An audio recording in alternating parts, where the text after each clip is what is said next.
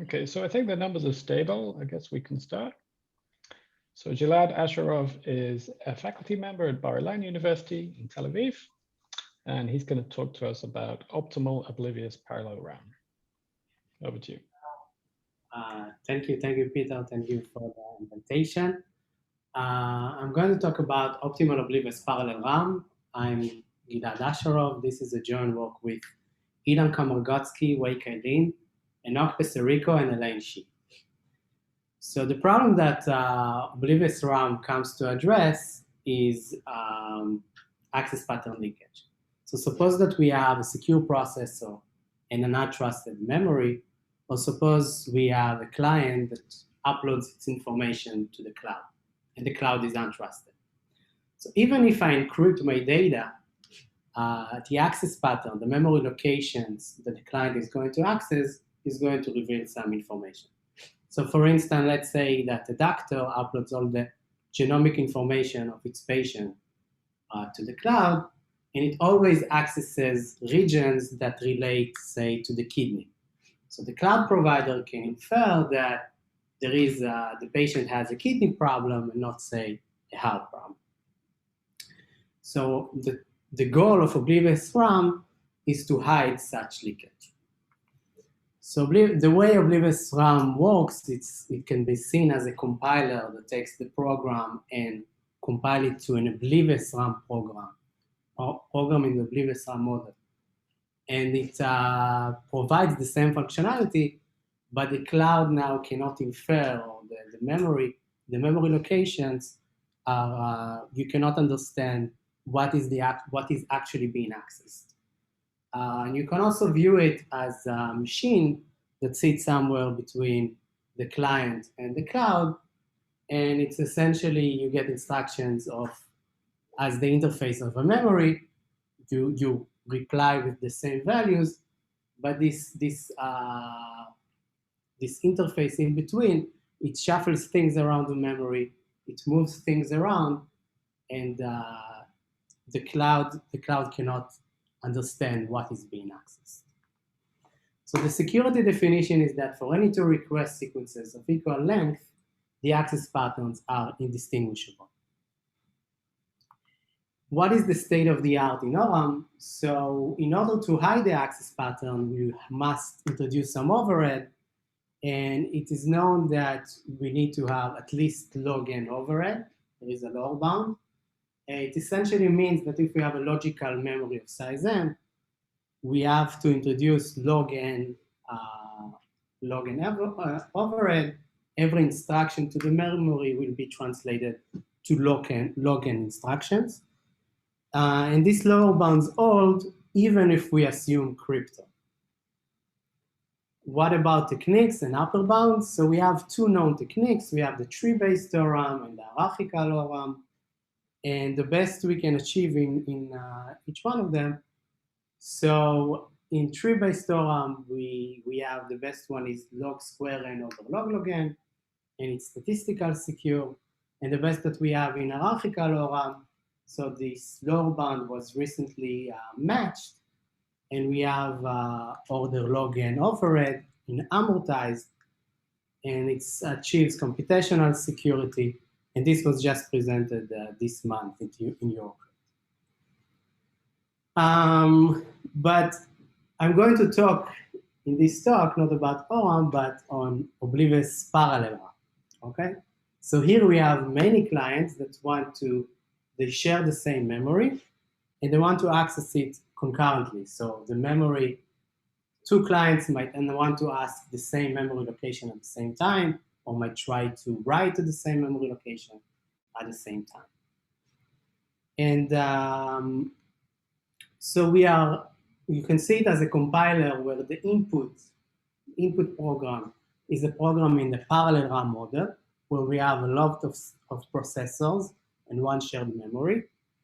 And the question that we are asking is, can we support M concurrent accesses? M clients try to access concurrently, and we just want to have overhead of log n, as we have in Oblivious RAM. So currently, if you take Octorama and use it use it in the concurrent settings, we'll achieve overhead, I mean, in terms of work, m times log n, which means that the total work, at least amortized, it's m log n, but it's not parallelized, so we'll have to do it sequentially. So each axis you'll have to do one by one, so this introduces some overhead to the total program. It's going to be m log n. In fact, when we look at parallel machines, we have two metrics now to consider. We have work and we have depth. What are these two metrics? So we don't know about it from circuits, but let's just define them. So we have, let's say we want to compute the sum of this array, okay? So there are two possible algorithms to do it. The first one on the left, it's going to do it sequentially. You take 32 plus 25, you get 57, and so on and so forth. And the one on the right is just going to do it in a tree fashion. So you take each pair, you sum them together, and so on and so forth. Both algorithms are going to consume total linear work, but the one on the left is going to have linear depth, and on the right, it's logarithmic depth. This means that if we have enough of processors to run the right program, the tree-based program, we're going to finish in log n time, whereas in the other one, we're going to finish in order n time. Okay? So just state the question a little bit in terms of work and depth. Can we support m concurrent accesses with order log n work overhead per axis and total log n depth? Okay, so this is our question, this is our goal. What is the state of the art in OPRAM, in Oblivious Parallel RAM? So in terms of work, the best that we have is actually taking panorama and serialize it. So you're gonna get this amount of work, which is actually log n per axis, but the depth is very bad. And when you take the best OPRAM out there, then you're gonna get not optimal work, but the depth is going to be good, okay? And what we want is essentially the best of both worlds. Take the work and the depth, okay, take them together, and this is what we achieve in this work. So we're going to have log n work overhead, and the depth is also log. Stating it a little bit more formal, so our input program is going to be parallel RAM program with m concurrent requests, memory of size n, and it's going to be compiled, assuming one-way function exists, to Oblivious Parallel RAM program with m log n amortized work, log n blow up in depth, and order one space overhead. Okay? Some motivation, why to study it? So this Oblivious Parallel RAM program model was introduced by Boyle, Chang, and Pass in 2016. Many clients want shared memory. And in another paper, they also showed that it can be useful for large scale secure computation. I want to say some more. So I want to compare between circuits, RAM model, and parallel RAM model. So circuits we really like to work with in secure computation, and we like it because, first of all, it's inherently oblivious, and second, it also supports very good parallelism. Okay, every layer in the circuit you can essentially compute simultaneously. And however, when you take your program and convert it into a circuit, dynamic memory accesses are very expensive. Usually what you do, you just copy the entire array when you're trying to. Dynamic memory access, if you are accessing an array and your location where you access is sensitive, you don't want to reveal where you access, the way you do usually you just copy the entire array. RAM programs are very cheap dynamic memory access, but they are not oblivious, and they support no parallelism. We can compile it to become oblivious using Oblivious RAM compile, okay? And then you pay a little bit more for dynamic memory access, but you still don't get any parallelism. And parallel RAM program is where you get dynamic memory access cheap. You have no obliviousness, but you can make it oblivious now using the Oblivious Parallel RAM compiler, and it also supports very high parallelism. And this is like a model that really captures clusters and computing in our Shai, you want to ask something? Yeah. Okay. So this is the motivation. So what's next? I'm going to talk a little bit about the hierarchical ORAM. I'm going to give you some big picture of where we're standing. I cannot provide the entire construction. And then I'm going to focus on one building block that is, I think, is technically interesting, which we call it short HT, and then I'm going to conclude. Okay. So in hierarchical ORAM, the way hierarchical ORAM works is that we have a lot of levels. Each level, it's a hash table. It's an oblivious hash table. And the levels are of doubling sizes.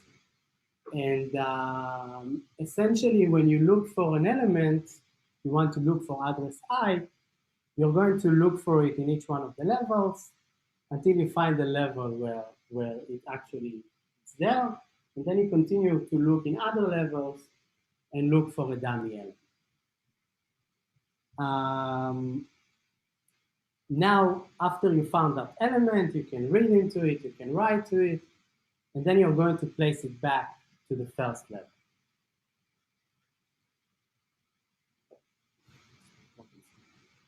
Okay, so previously we knew how to build ORAM with log square and overhead.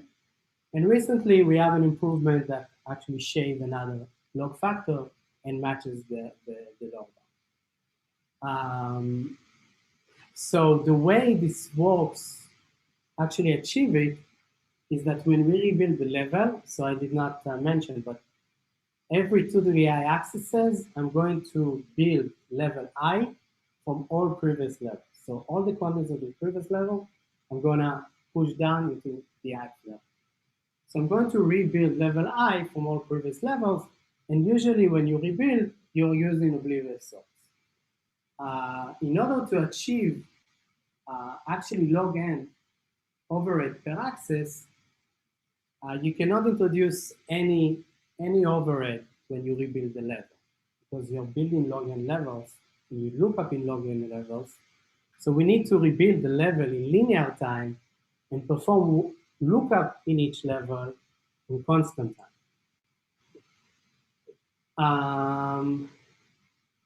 Just to focus how a level looks like. So a level is in OPRAM and also in Panorama. Each hash table is arranged as a sequence of bins, and an element is going to reside in the bin. Each element resides in a bin according to a PRF key. Okay, an element address with value v is going to reside in the bin PRF address. Okay, so it's pseudo-random location. The size of each bin is going to be something like polylog n, where n is the size of the total memory, and n now I'm gonna denote little n by the size of a bin. So we have n, the entire memory, capital N is the entire memory, little n is going to be the size of the bin, and it's polylog in it. Now, when you rebuild the level, you assign each element into a bin, into some random bin, and you're going to, usually the way it works is that we use oblivious sort in order to place the element. So you tag each element where you want it to go, And then there is a way, Oblivious sort, that you can actually route the elements into the right bin obliviously. And then the adversary cannot know where the element went. And during lookup, you can actually look for that element. But we cannot afford to have any oblivious sorts. So the way we achieve it without oblivious sorts, so the observation of Panorama, which was very beautiful, is that if elements are randomly shuffled, we don't actually need oblivious sort.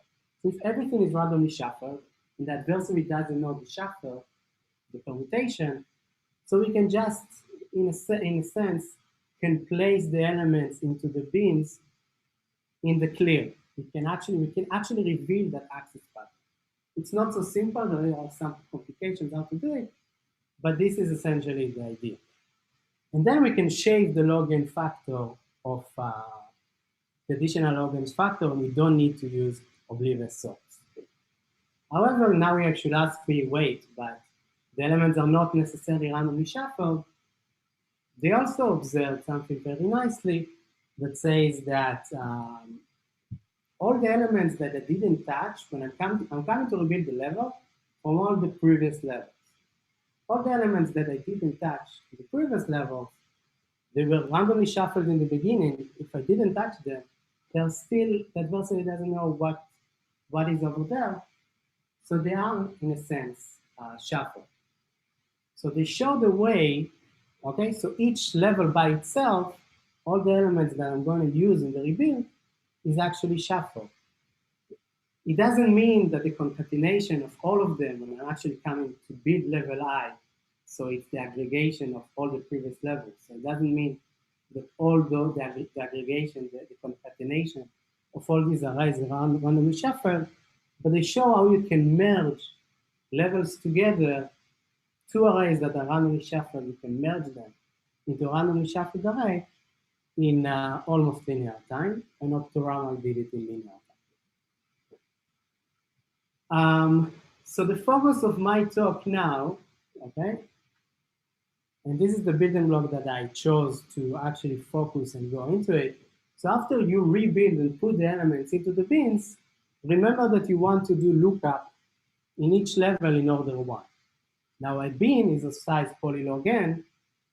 We also need to look inside the bin. We cannot go and scan the entire bin. So we also need hash tables, secondary hash table for the bin itself. Okay, on each bin, it's going to be another hash table itself.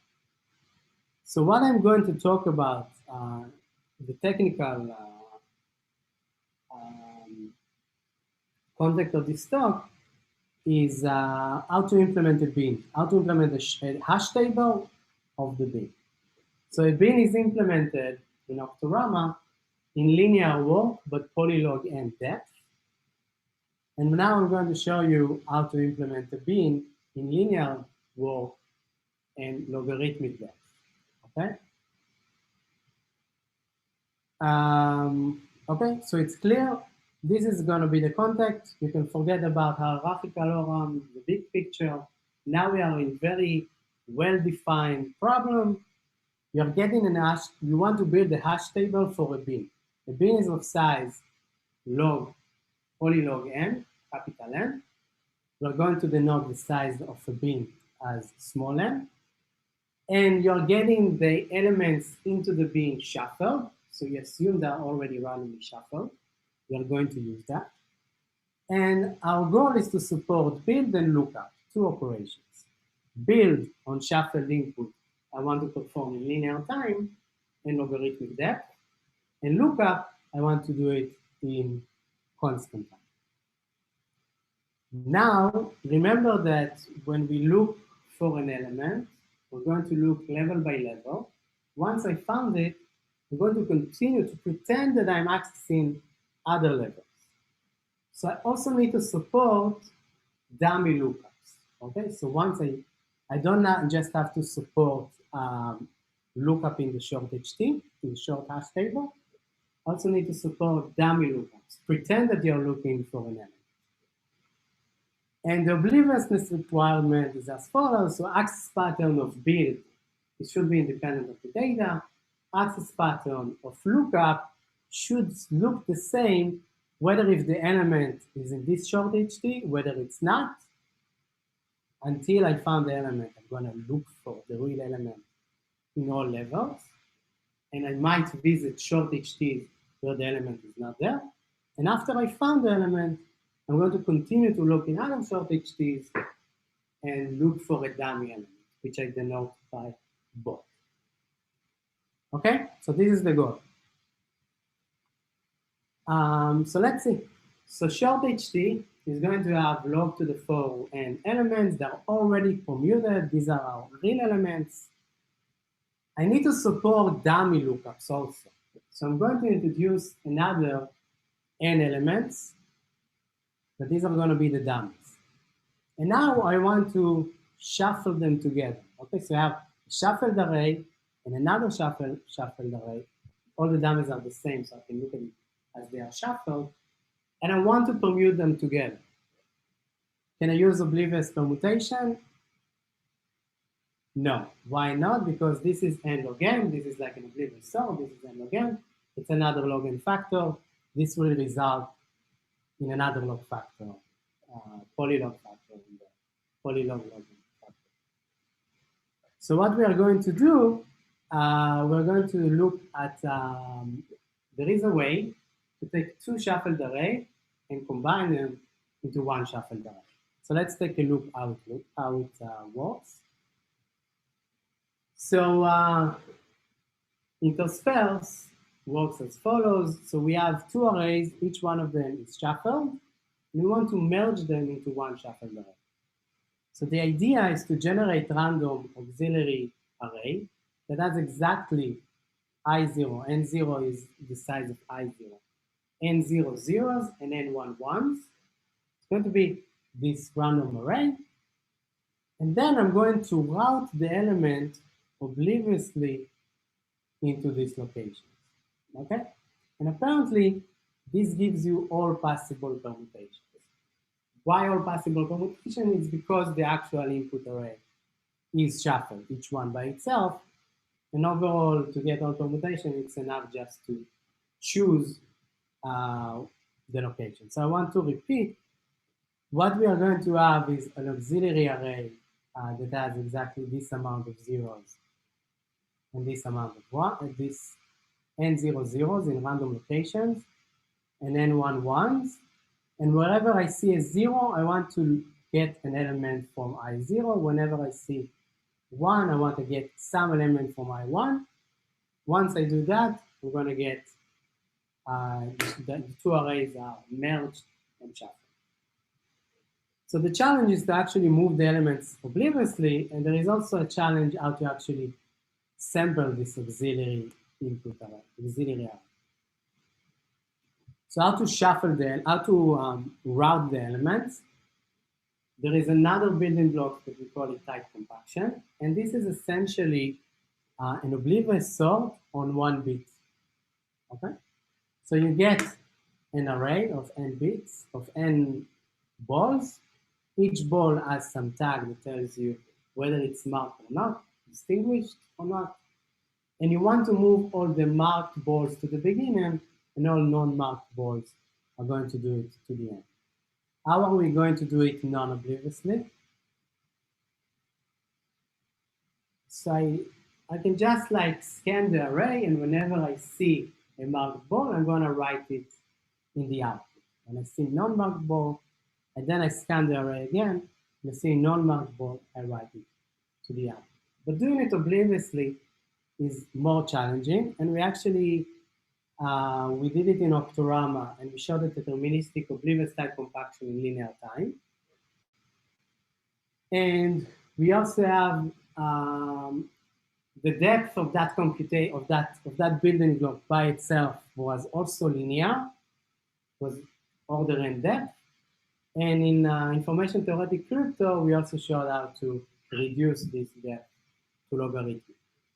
Okay, so it's a building block that deserves like a paper by itself. So how do you intersperse two arrays from type compaction? So once you have these two arrays, you generate this auxiliary array, and now I need to actually route them. So how do I actually route them? I'm going to run tight compaction on that auxiliary array, and then I'm going to get all the zeros in the beginning and all the ones at the end. Okay? Now if I put my two arrays one by the other, and I'm going to make exactly the same choices that I made before, but in the reverse direction. So what do I mean by that?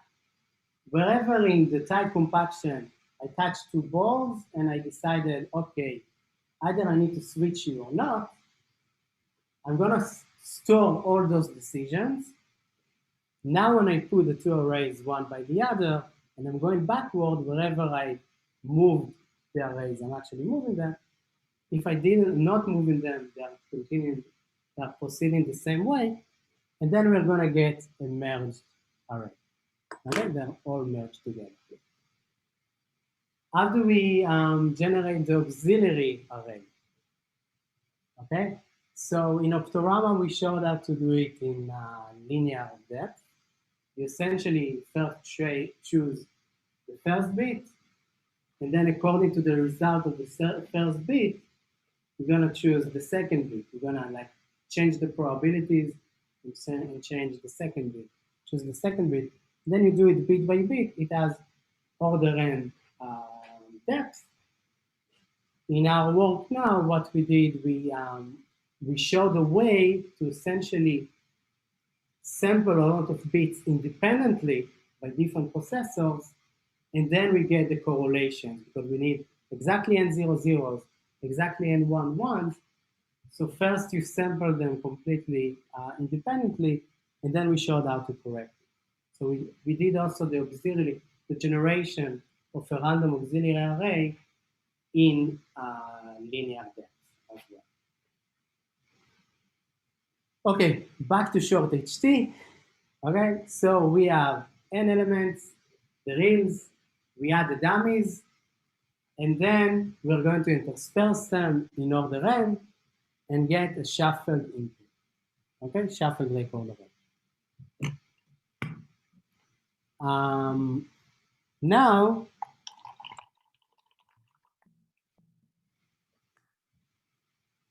when we want to support queries like look for the element 4 and find what is the value of that element, okay?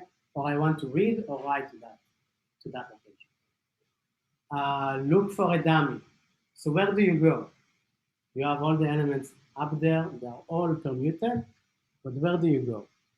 So we need from that record array, we're not going to touch it anymore, but we're going to build a position map or an index, and look at it as an index to that record array. So I want to say that what we are going to build here, this hash table, is completely different than what we are doing usually. Usually, you have a hash function, and then you're going to throw the elements according to the hash function. Okay, you're going to tag to each element where it's going to go, and you just put it over in the table. Here, I start with the table, and then I need to build an index that tells me, when I look for an element, where to go. So let's start build index for dummies. You know, it's a nice title. So let's see, when I look for a dummy, where I want to go. I want to have an index that tells me, when you look for a dummy, where you can find that. So we can scan the entire record array. This is linear time. We are going to write down all the pointers to the dummy elements. Okay, we have exactly n elements, because we have now total 2n elements in the record array. Now, recall that a pointer to an array of size, like our array is of size 2n, which is 2 polylog n. Our word size in the RAM machine is also log n. Otherwise, we cannot even, in order 1 words, we cannot even like tell you which address you're going to figure right. So a pointer to the array is a polylog. So a pointer actually consumes only log n bits. Okay, so the pointers into the record array are very, very small. So we can utilize it. We are going to use something which it's a known trick from data structures. Essentially, we're going to use packed oblivious sort. What is the idea? Idea of packing. So given n balls, each is going to have d bits, and our word size is w. Usually, classical oblivious sort costs you d over w ceiling n log n. Okay, you're gonna put, if you wanna have d balls with the word size w, you're going to consume d over w words, and then you also pay for the n log n actual comparisons over there. Okay, but what happens if d, the number of bits that each word, each element consumes, it's much smaller than your word size. So in that case, we can use packing, where we can put w over d balls into one memory word. What does it give us? So now when we do comparisons, we can compare many elements at once, okay, at one unit cost. So we can sort overall, we can sort in d over w n log squared. What does it mean? It means, we got another log n factor, but we don't have the ceiling anymore. Okay? What does it mean is that when n is small and d is small, then we can actually sort in linear time. In our case, n is polylog n, is log to the 4n. D is log n. For that factors, we can sort in linear time. So going back to our short HT, so we have a lot of pointers to the record array, and we can use packed oblivious sort in linear time. That means that we can now get rid of all the pointers. Okay, we have all the pointers that we actually want, and we can get rid of all the white places, and we can also shuffle it, because once we have oblivious sort, we also have oblivious permutation, and we can actually have an array that has pointers to the dummies in the record array. Okay, how the lookup now is going to look like when you look up for a dummy? You're just going to consume the next dummy index, and then you get a pointer to a dummy element, consume the next pointer, you get the next dummy element, and so on. Okay, you're never going to repeat. During lookup, you're never going to visit the same element in the record array.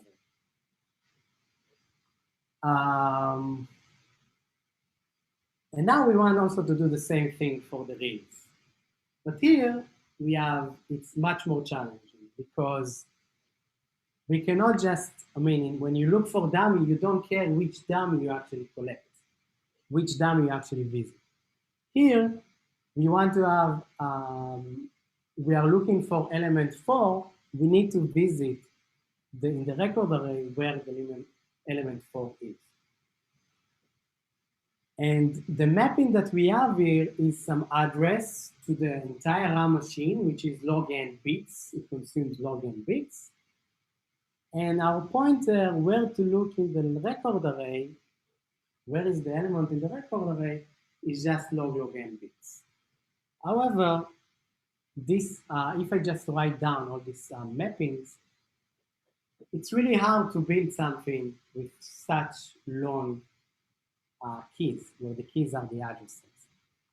Because I cannot sort, I cannot permute anything in linear time with such short keys. Such long keys. So what's the idea? The idea is to shrink the keys, okay? And this is a very nice trick. So we take the address and we are looking for a PRF key that is going to give us, so when we evaluate the PRF on our addresses, we're going to get a micro key, and it's going to be unique. We're never going to have collisions. Why can we do it? Because overall, our size of the record array just polylog n elements.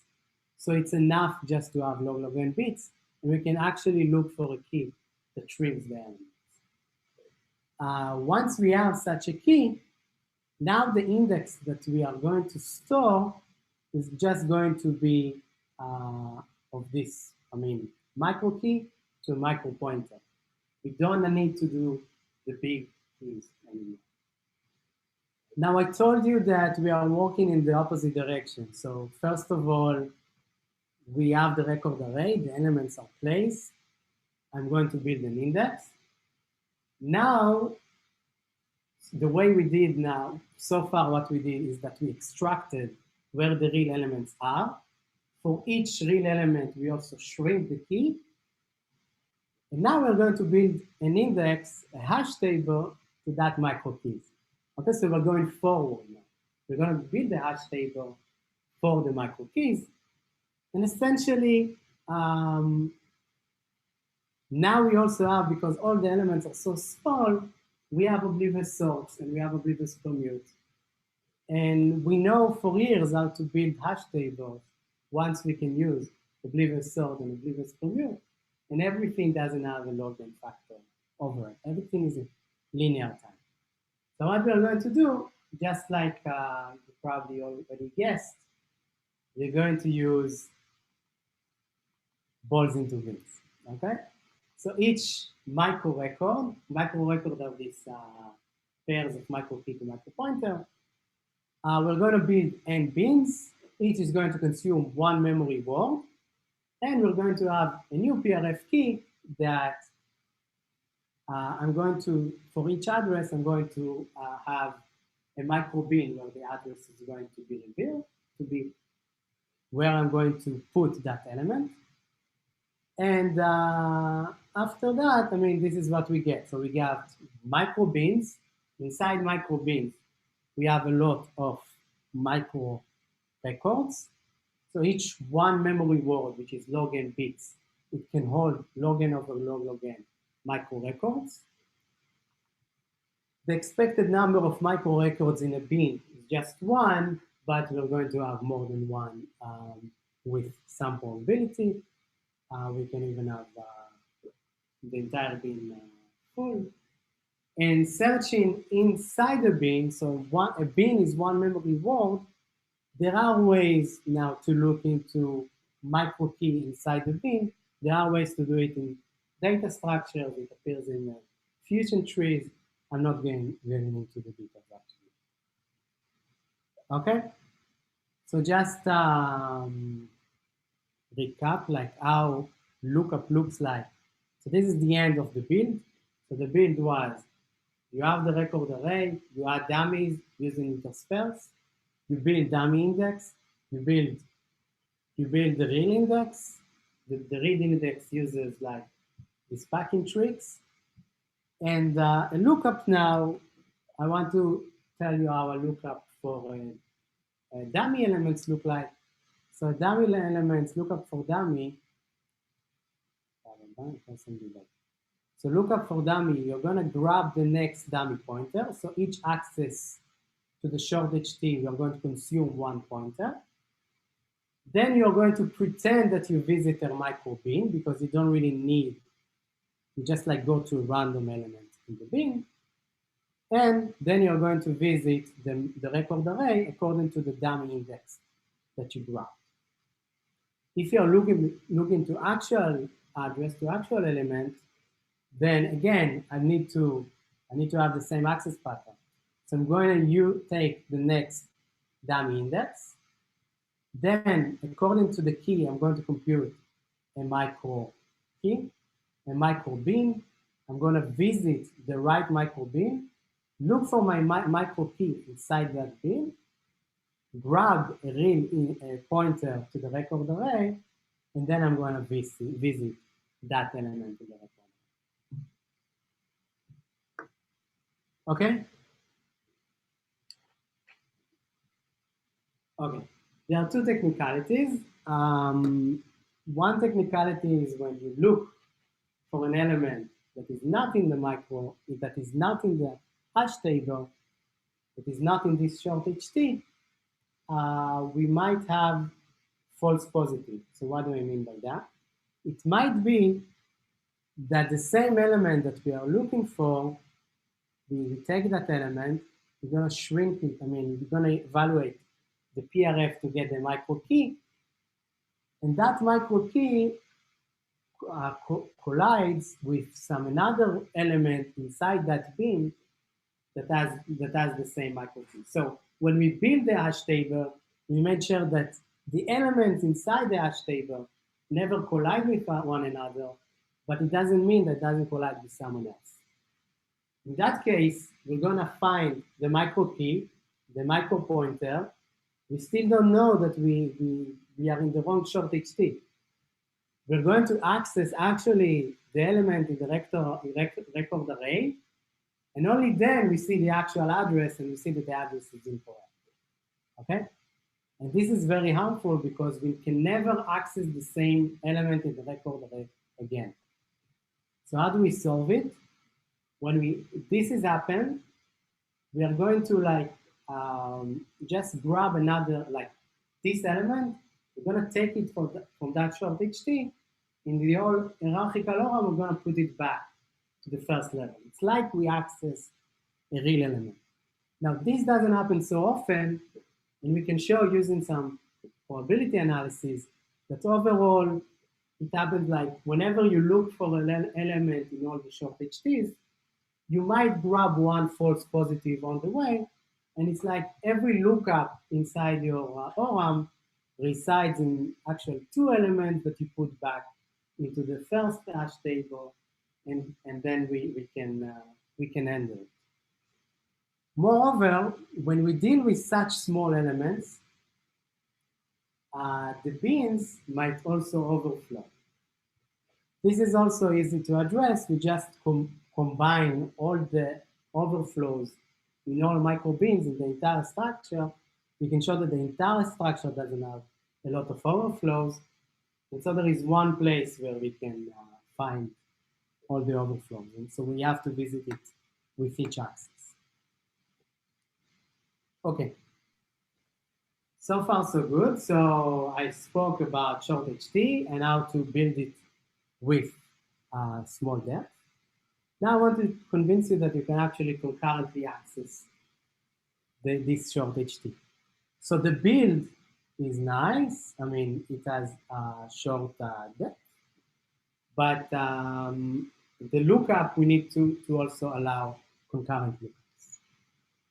What might happen? So when two processors try to access the same short HT, they might try to grab the same dummy element, and then two will try to access the same element to the record array. So we're going to solve it by giving each processor some different region in the dummy index, and also enlarge a little bit the dummy index such that we can show that collisions happen with small probability, and when it happens, you have to wait to the another processor, and the overall delay in the entire structure is no more than log n. And log n delay is 5. The same thing might happen also in the microbins when you have your actual element comes in, and also a false positive comes at the same time. You try to access the same bin. You try also to access the same element in the record array. The solution is kind of similar. Okay, we have to wait. It introduces delays. The overall delay is no more than log n. Okay. Before I conclude, I want to just say I focus so far just on short HT. I want to just point out some other building blocks that were interesting that we improved. So I told you about Intersperse. I did not talk about how to actually sample that auxiliary array in parallel. And here we have a lot of bits that needs to be correlated, and you have to sample them together concurrently. We show how to do it. In particular, when I talked about short HT, I chose short HT. I just improved the polylog over depth to log depth. Here in Intersperse, we actually improve order n depth to log n depth. It's much more dramatic, but I think the technique of short HT are more interesting. As I told you also, Oblivious tight compaction, it's already published. It has its own, it's very interesting, the algorithmic way to do this problem. And another thing, so remember when we rebuild the level, we cannot use Oblivious sort. Now I mean, the level is a collection of short HTs. It has a lot of short HTs. When we rebuild, we cannot use Oblivious sort. What happens is that you actually throw the balls into the bins in the clear, okay? And we have to do it also in parallel, and it has some complications. So this is also something that we improved from linear depth to logarithmic depth. So it's much more dramatic than what I did describe. But again, I like the techniques of shortness. Okay, so with that, I'm going to conclude. So we showed an Oblivious Parallel RAM compiler with M, order log n, war, amortized, and the depth is log n war space. Thank you. Thank you very much for the talk, Gilad. That was very nice. So we don't have any questions right now, although Ilan has his hand raised. Did you want to say something, Ilan? Ilan. Feel free to talk if you like. That should be possible. It was by mistake, sorry. Okay, no problem. So maybe first I'll start with a question. There is a question in the chat. Okay, let's go to that. Okay, so Mark Simkin has a question. Can the construction be deamortized? And secondly, could you say something about the hidden constants? The amortization. So we currently think how to do it. We didn't finish. About the constants, the constant is not so great. So the Oblivious tight compaction that I mentioned has very, very high hidden constant, which actually means it uses like expanders inside it, so it has very high constant.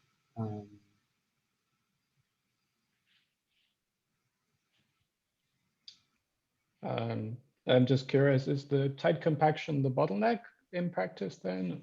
It's like if you had a better algorithm for that, would this be reasonable? Then I think I believe it's I don't know if it's better than the statistical ORAM that has log square n, but then like you can talk about practicality. Mm-hmm. Yeah, sure. I mean, it's always this. It's also the same like in sorts, right? In Oblivious sort that is n log n, aka like huge factor and constant, and what you use in practice is the bitonic. Yeah. So you don't have something as bad as AKS hidden elsewhere here, I guess. In tight compactions. Yeah. Yeah. Okay, maybe one more question from me.